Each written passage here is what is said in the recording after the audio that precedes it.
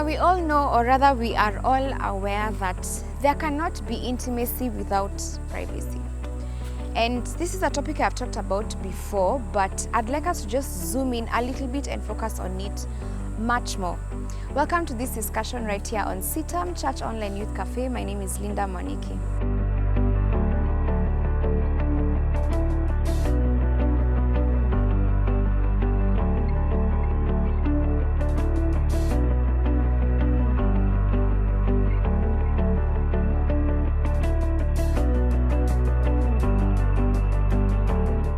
As I have walked in salvation, by God's grace, as I have learned how to be a child of God, what it takes, the sacrifice, the commitment, the consistency that is required, the conviction that is required to be a child of God, to be born again, to walk in the narrow road and not necessarily in the wide road.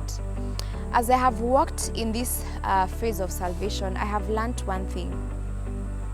Whenever a mother calls her child, or whenever another person calls a child, you find that the child is much more responsive to the mother who calls him or her, as opposed to somebody else who they may not necessarily know. And reason being, they have spent more time with their mother, they have learned the mother's voice, they have learned the mother's nurturing ability, the care of a mother, such that they know how the mother is. And this is what happens whenever we get into salvation and we get to know God for ourselves, when we get to be children of God. God calls us into His kingdom, God calls us into His own, and He helps us understand that beyond being who you are as a person, there is an amazing intimacy that we can experience and share with God as our Father. I'd like us to look at the book of Matthew chapter 10 from verse, let me just open it, from verse 27. It says, "What I say to you in the dark, that's privately, tell in the light, publicly. And what you hear whispered in your ear, proclaim from the housetops to many people. Do not be afraid of those who kill the body, but cannot kill the soul, but rather be afraid of him who can destroy both soul and body in hell."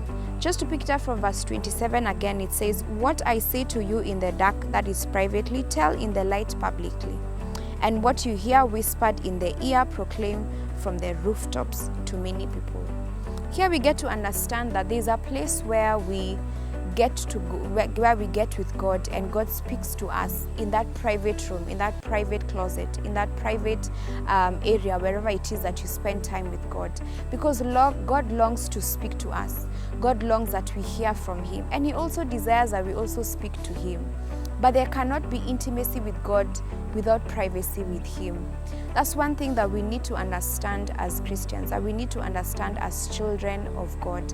In order for us to hear this voice that is said here in verse 27, you hear whispered, what you hear whispered in your ear, proclaim from the housetops. That whatever it is that God tells us, that whisper that we hear from God has to come when we spend time with God, in order for us to know how the voice of God is.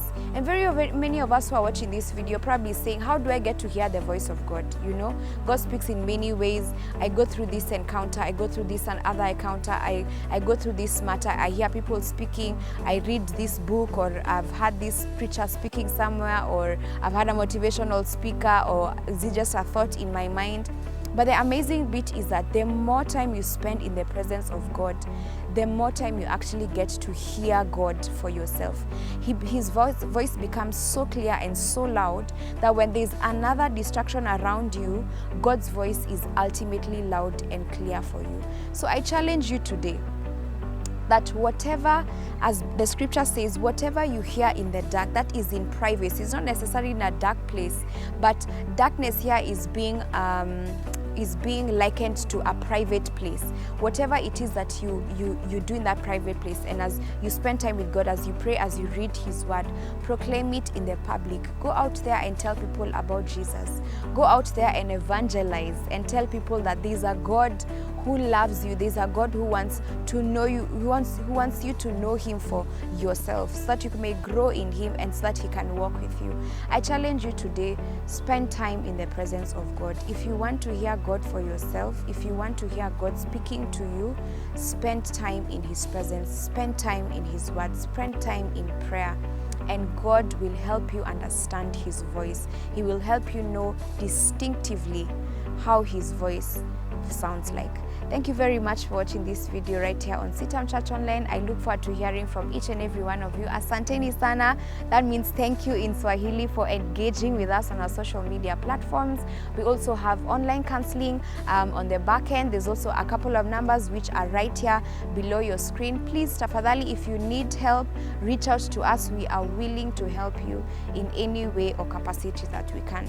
Thank you once again, and until next time, God bless you guys.